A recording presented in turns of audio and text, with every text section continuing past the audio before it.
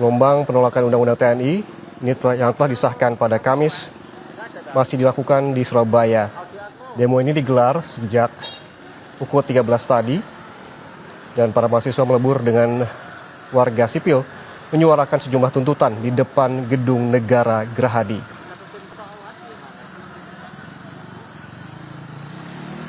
Mahasiswa menyebut bahwa Undang-Undang TNI yang baru disahkan ini membuka pintu bagi militer kembali ke ranah sipil.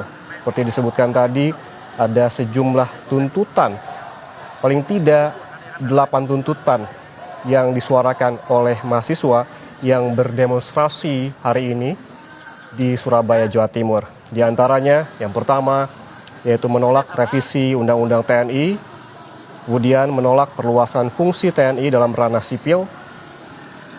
Mahasiswa juga menolak penambahan kewenangan TNI dalam ranah operasi militer selain perang, terutama dalam ranah siber, dan juga menuntut bubarkan komando teritorial dan menuntut tarik seluruh militer dari tanah Papua.